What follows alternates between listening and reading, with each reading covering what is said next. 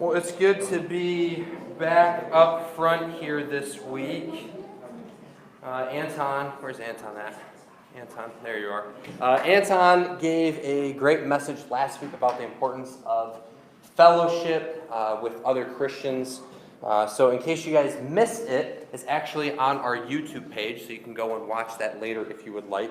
But tonight I'm excited because we are starting a new series. And I have a question to start off with.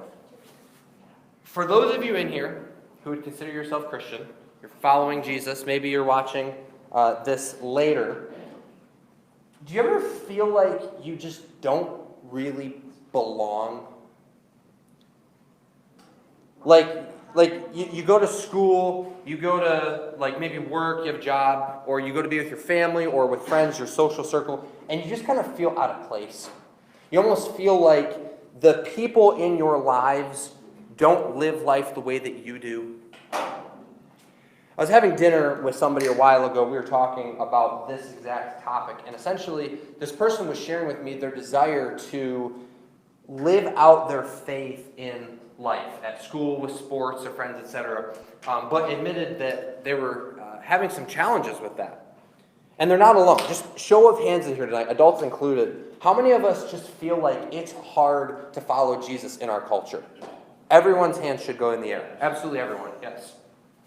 A few weeks ago, we did the countercultural series where we're talking about how we're called to live differently than the world.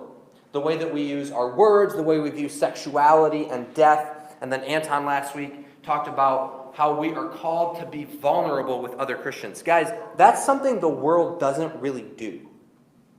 It's kind of a countercultural idea. Kind of against the grain. Are you noticing a theme here? We're talking about these topics because they're relevant. Because I feel like when I was in your shoes not that long ago, these were the messages that I needed to hear. Where we have real life discussions, conversations like, how do I respond when friends at school want me to join in with something that I know is wrong, that Scripture says is wrong? How do I handle myself when the opposite gender asks me to do something that I know goes against God's intent for sexuality? How do we respond when the world says something wrong is something right? And so continuing with this sort of theme, after the bird stops chirping. Continuing with this theme, guys, we're starting a new series tonight called Thriving in Babylon. So let me set the stage for you here a bit. In the Old Testament, God had called the nation of Israel to be a light to the nations, which meant that their purpose and their mission in life was to show the world God's character. That was the whole reason they existed. The problem was that they couldn't do it. If you've ever read the Old Testament, you guys know this. They messed up again and again. They constantly fell back into sin. And it's not like it was this, oops, sorry, God, we'll do better. Sometimes it was. More often than not, they just didn't care. Kind of this rebellious spirit. We know what is right, and we're not going to do it.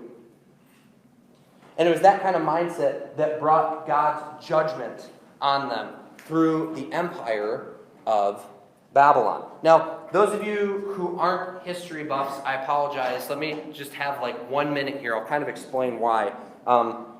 This is super important for this series. Stick with me. The nation of Israel was formed under King Saul around the year 1020 BC, about 3,000 years ago. And about 90 years later, after King David, King Solomon, the kingdom had split into north and south. So neither of these kingdoms completely followed God's ways, though the south was a little bit better. And because of this, because of their rebellion, the northern kingdom was destroyed by the empire of Assyria in 722, and the southern kingdom by Babylon in 605. So I tell you that to kind of set the stage. Because in the year 605, which is where we're going to kind of camp out tonight, there was a lot of crazy stuff going on. People weren't honoring God, sin was running rampant, and to make things worse, obviously this enemy army was invading the city. So lots of crazy things were happening in the midst of this culture of compromise. No one was honoring God until it was too late. And believe it or not, this theme of like nations and empires actually shows up a lot in the Bible. Because from Genesis to Revelation, there are a number of empires and nations that are compared and contrasted with Israel. The Bible is very intentional about showing us as the reader the difference between these two ways of living. Can you get that picture, the next one? Yeah. This is something that I call the way of Babylon versus the way of Jesus, or the way of the kingdom. Okay? Way of the kingdom is kind of a New Testament idea. But here's why this is important. We see this theme throughout the Bible. But not only that, we see the same struggle playing out today. Because as Christians, we live in a secular, worldly, sinful time, don't we? We kind of live in a Babylon, if you will. And I think that as we live in this time, as we live in this culture, it's really tempting to fall into one of two extremes, both of which we're going to look at tonight. On one end of the spectrum, you kind of have this, like, go with the flow mentality. And this is so easy. It's so easy to fall into this. First passage we're going to look at tonight shows us this go with the flow thing isn't the right way to go. It's not. I said a few minutes ago that the southern kingdom of Israel, called Judah, was destroyed by Babylon, but that's kind of only half truth. The whole truth is that while the kingdom was destroyed, some of the people lived on. In fact, during this first attack in 605, Babylon actually took some of the best and brightest of the Jewish people with them into exile, including a young man named who? Those of you who know. Who? Daniel. Yeah, very good. And Daniel wasn't going to go with this go with the flow mentality. He wasn't going to fall for this. I want to read Daniel chapter 1, verses 1 through 8, and I'll kind of show you what I mean. In the 3rd year of the reign of Jehoiakim, king of Judah, Nebuchadnezzar, king of Babylon, came to Jerusalem and besieged it. And the Lord delivered Jehoiakim, king of Judah, into his hand, along with some of the articles from the temple of God. Verse 3, Then the king ordered Ashpenaz, chief of his court officials, to bring into the king's service some of the Israelites from the royal family and the nobility. Young men without any physical defect, handsome, showing aptitude for every kind of learning, well-informed, quick to understand, and qualified to serve in the king's palace. He was to teach them the language and literature of the Babylonians. The king assigned them a daily amount of food and wine from the king's table. They were to be trained for 3 years, and after that, they were to enter the king's service. Among those who were chosen were some from Judah: Daniel, Hananiah, Mishael, and Azariah. The chief official gave them new names. To Daniel, the name Belteshazzar. To Hananiah, Shadrach. To Mishael, Meshach. And to Azariah, Abednego. But Daniel resolved not to defile himself with the royal food and wine, and he asked the chief official for permission not to defile himself this way. What's going on? What's happening here? Let me help you out a little bit.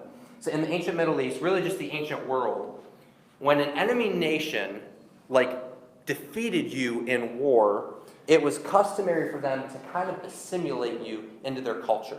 What that means is it was kind of their way of rubbing it in their face that we beat you, your culture is inferior to ours, we are better, and we're going to make you adopt to our ways. And not only was it kind of gloating, but it also served to prevent uprisings. We see this with Babylon taking these guys captive, making them learn the language, giving them new names. He's essentially taking the best people that had the greatest chance of being rulers and stripping that from them. In case you didn't know, funny enough, this same strategy is actually used today. Let me give you an example. I know history people, I'm sorry, give me just 10 more seconds with this. After World War II, we as the United States, you guys know this, we beat Germany, Japan, and Italy, right? Do you know how we treated those countries after we beat them? From history class? You know what we did? We funneled money into their countries, right? It's called the Marshall Plan, I believe. We gave them money, and what did we do? We tried to make them look like us. We changed their countries to be kind of like capitalistic. We promoted democracy. We made them like us so that they would stop the whole like trying to take over the world thing, right? This is what the king of Babylon is doing. He's drafting these Jewish young men who got super good SAT scores into his service so they don't revolt against him. I know that's kind of a joke, but whatever. Okay, there's truth though. They're super smart, right? So he's getting ready to train them all these things. But check out verse 8. It says, Daniel resolved not to defile himself with the royal food and wine. Why? What's the big deal here? A couple things. Number one, Daniel knew what the king was trying to do. He didn't want to go along with this. He knew that to be a good Jew was to honor both God and Israel. And so he didn't want to lose himself. He didn't want to lose his identity to Babylon. But more than that, number two, Daniel wanted to honor God above everything else. You see, the food that the king wanted them to eat more than likely had been sacrificed to idols, to false gods, probably contained unclean meat like pork or maybe even like bugs or something gross. And probably he was offering them stronger wine. So for a Jew, remember, a good Jew was not going to get drunk. They knew that that was wrong, that was sinful. The king, this pagan king, he doesn't care about that. He's going to offer them stronger wine than normal. So Daniel is faced with this choice. He's going, what do I do? Do I accept the position that I'm in? This enemy nation has captured me, and do I just kind of go along with what they want me to do? Something that dishonors God and Israel, or do I not go along with it? Do I not go with the flow? Do I stand up for God's ways? Let me tell you guys something. If Daniel had gone with the flow, I don't think he would be in the Bible.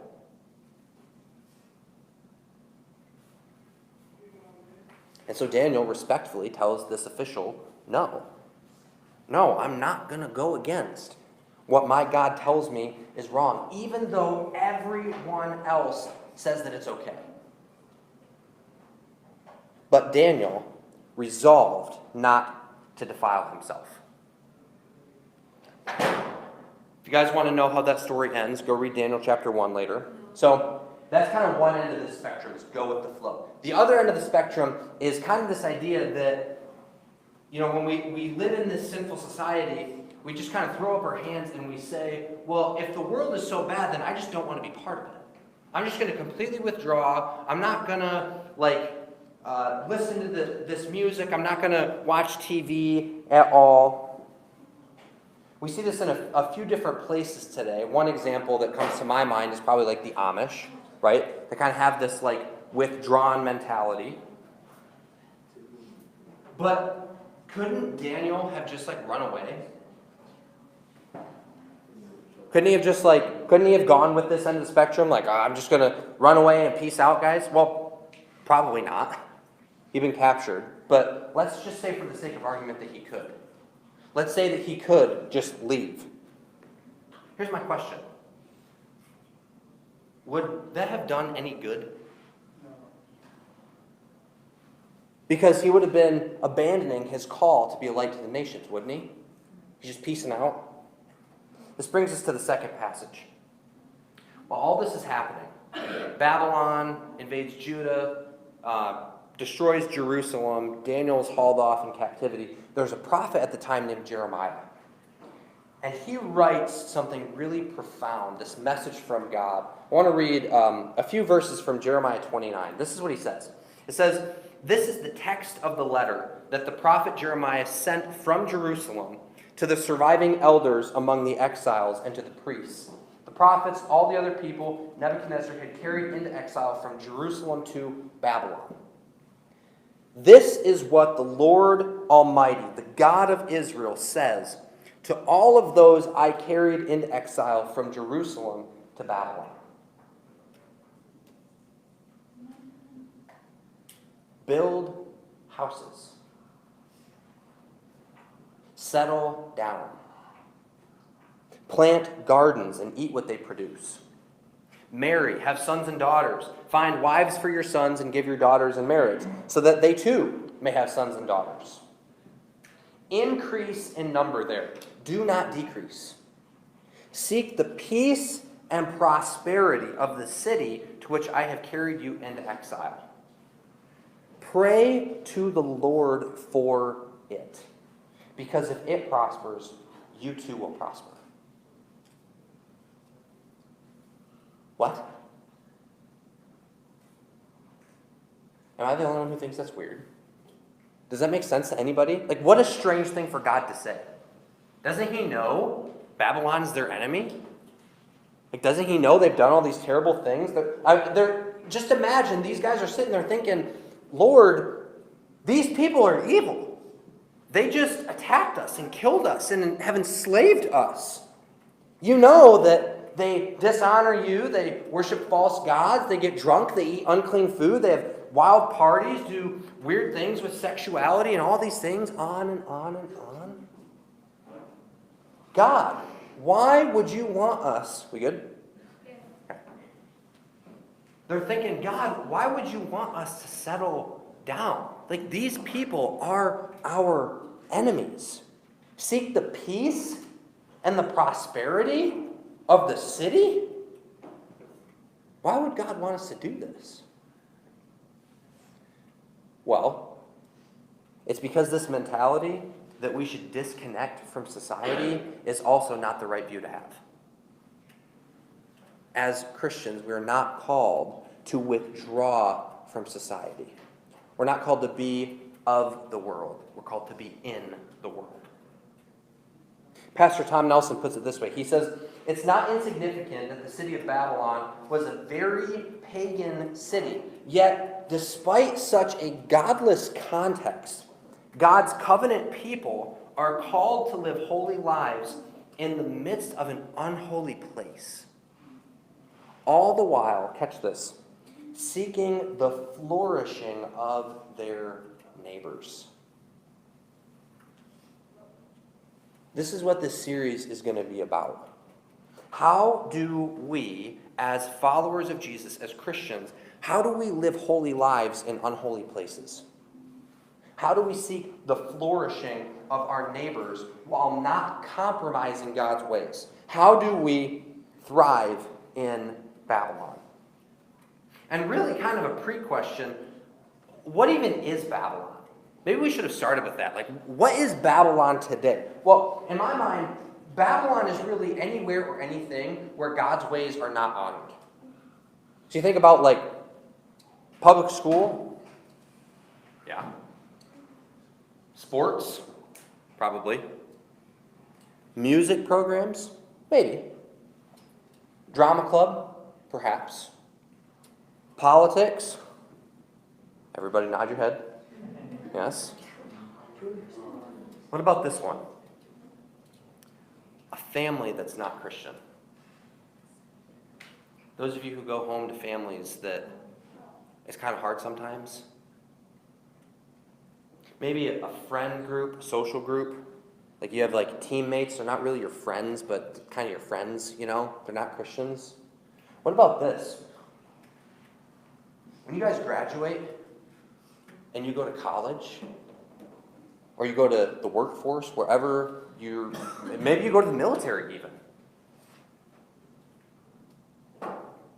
My point is that there's so many different areas of our lives where if we really paid attention, we would be shocked at the Babyloniness of them. You know what I'm saying? And we have to be prepared. So my question is, how are we going to respond to live like Jeremiah and Daniel did, we have to first know what Babylon says, what they value, their way of thinking, so we can understand how not to be part of it, how to instead let our lights shine for Jesus. So if we want to thrive in Babylon like Daniel, we have to recognize when Babylon tries to subtly tell us that something wrong is something right. This is where we're going to head with this series the next few weeks. It's kind of where I want to end tonight. One of these false truths, I guess you could say, what Babylon tries to tell us. You ever heard this phrase, follow your heart? Who's ever heard that? Show of hands. Most of us, yeah. I cannot tell you how many pop stars, how many athletes, how many YouTubers and graduation speakers I've heard say that phrase. Follow your heart. Do what makes you happy. Follow your heart.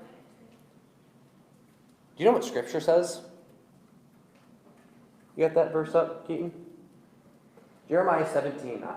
The heart is deceitful above all things and beyond cure. Who can understand it? So, if that's true, why would you want to follow your heart? Are you kidding me? You see how this happens? You see how Babylon tries to tell us these things and we don't even realize it?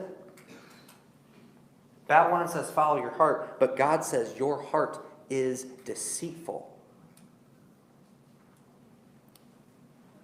Wherever you're at in life, I can tell you, your heart is going to try to tell you so many things, so many ways that you can find happiness. But what Babylon will not tell you is the pain and heartbreak that road holds. The road of broken friends, broken friendships and bitter grudges, the road of guilt, shame, and suffering, the road of self-hatred and self-harm, the road of sexual sin and the consequences, the road of loneliness and isolation. That is the road to Babylon, guys. And that's not a road that I or any of our adults want you to walk, because I've been there. I've walked that road.